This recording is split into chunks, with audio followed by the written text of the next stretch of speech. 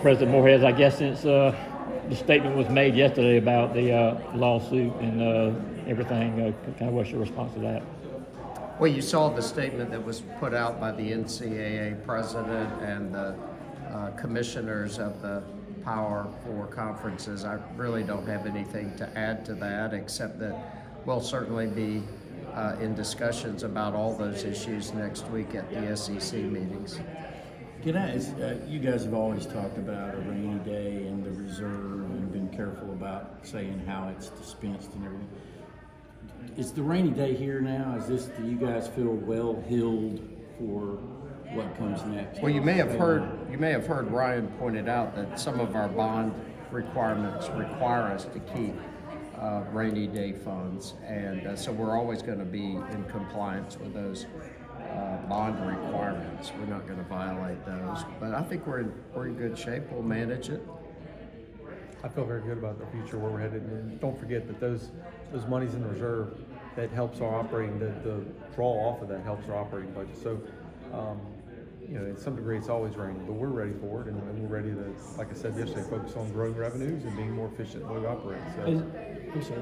As you get ready to head down to Destin, knowing that the settlement announcement just came, what issues do you think athletic directors, presidents want to flesh out as you guys go forward towards 2025 when this is implemented? I think there's a ton of issues we got to work through, and that's something that's going to be worked out over the next few months. So a lot of topics, and we're going to try to take this and make the best of it. And we know where we're at now on this piece, and now that the details of what's moving forward is what we're going to spend a lot of time working on.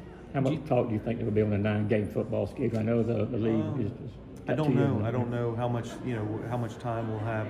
That'll be interesting to see if we can. I suspect this topic will dominate the meeting. Have you thought, just in your quiet moments, how you will distribute $20 million among all the athletes you have? How will that? What are you telling your coaches about all this? I tell them, don't read anything you see in the media. Wait till you hear from us, because there's going to be a lot of speculation. I'm sure y'all have seen a ton of speculation. These things have all got to be worked out. So don't get ahead of yourself. Don't worry one way or the other. There's lots of work to be done. What about the speculation about scholarship restrictions and that sort of thing? Well, I feel that is something we'll know more details about, but the potential of not having scholarship limits, putting in roster caps.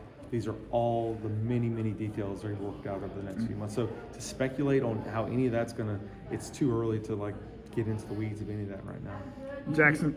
Jacksonville recently announced plans for its renovating its stadium, 26 limited capacity, I believe 27 the plans for the Jaguars to play elsewhere. How does that sort of stadium construction impact the future of Georgia, Florida in Jacksonville with your guys? Well, for the immediate, we've got to look at other options.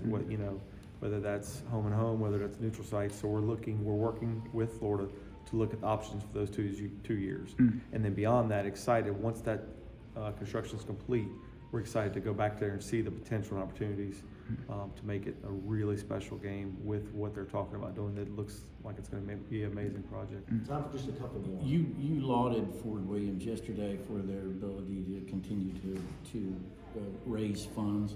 I just wonder if this future that we've all seen coming, that to me arrived way quicker than I expected, has that been part of the donor sales, for lack of a better word, fundraising, that, hey, we have to prepare for what's about to come because it's coming? No, it's just standard operating procedure. And like we said yesterday in the meeting, a lot of that was due to leveraging a new premium space, and the excitement around that is where a lot of that drive came from. And then the bottom line is Ford and staff do a phenomenal job of stewarding donors to where they're wanting to renew being McGill. So as those 5-year cycles of McGill come up, people are renewing because they're having a great experience. So that it wasn't born out of that, it was born out of our normal operating. Josh, going back to the Florida situation in Jacksonville, is that a situation for those 2 years where Jacksonville is involved in it, the discussions with you in Florida, and maybe trying to help facilitate those conversations? No, this is something in Florida and Georgia, we lead that on our own. We'll talk to them about what's available, but it's something that we drive that ship. How far along are you guys with engaging with neutral sites, between Georgia and Florida and those prospective places? You'll find out soon enough. All right, thank you guys.